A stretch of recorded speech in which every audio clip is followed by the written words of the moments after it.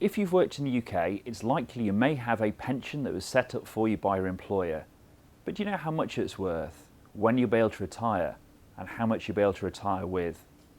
In this short video, we'll take a look at some of the key factors you need to know if you have a UK pension and now live overseas.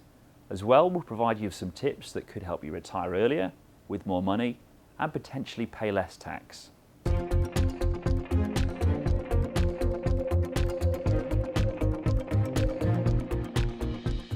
A QROPS is a qualifying regulated overseas pension scheme.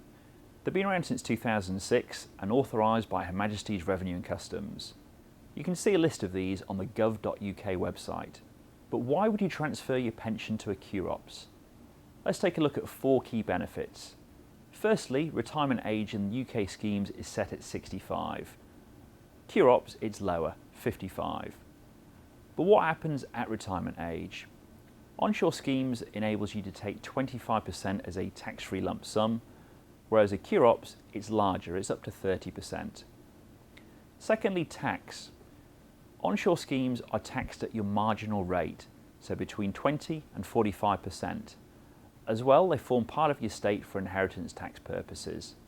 That's 40%. It doesn't seem fair that if you've lived outside the UK that you should still be taxed on your UK pension.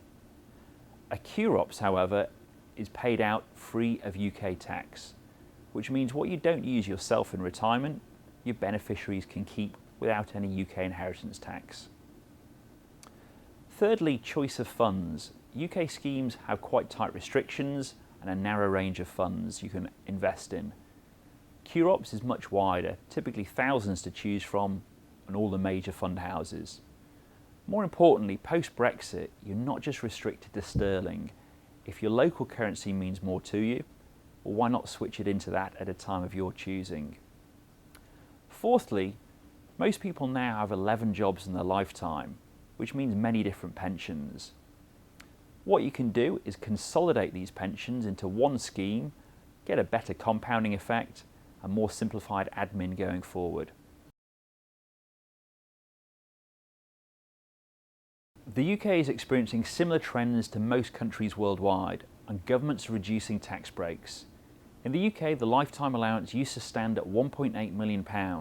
Now in 2016, it's £1 million, which means people that have saved diligently into their pensions now may face a 55% tax charge when exceeding that amount. However, there are steps that you can take to mitigate this. Secondly, defined benefit schemes.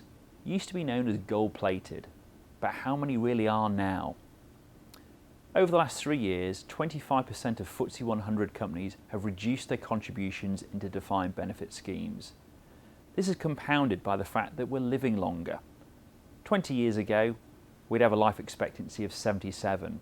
By 2030, it's going to be 88. Some defined benefit schemes have reacted well to this changing landscapes, with financial services companies being some of the best funded. However, there's thousands that are severely underfunded. The best thing to do if you have a defined benefit scheme is to discuss this with your financial advisor, look at funding levels and anticipated benefits that you're likely to receive, and in conjunction with your personal circumstances, he will make a recommendation whether to maintain your defined benefit scheme or move it to a QROPS. Thirdly, watch out for scams. There are many offers and inducements out there to transfer your pension. What it is illegal to do is to receive cash back before the age of 55. If you're promised fantastic rates of returns or guarantees, question them. Usually if it's too good to be true, it usually is. Firstly, speak to a licensed and qualified financial advisor. Here, they'll look at your current situation and examine your pension schemes. Typically, an advisor will ask you to sign a letter of authority, which enables the advisor to speak directly to the pension firm and get the details of the schemes on your behalf. At this stage, they'll conduct a thorough and detailed analysis of the pension schemes, the structure, the retirement age, and then make recommendations accordingly. One of 3 recommendations could be made. One could be to keep it where it is. Secondly, to move it to a QROPS. Or thirdly, move to a self-invested personal pension. The important thing is to look at the fees, the type of funds, the jurisdiction or location that pension is going to be located in, and the tax implications for you and your country where you currently live.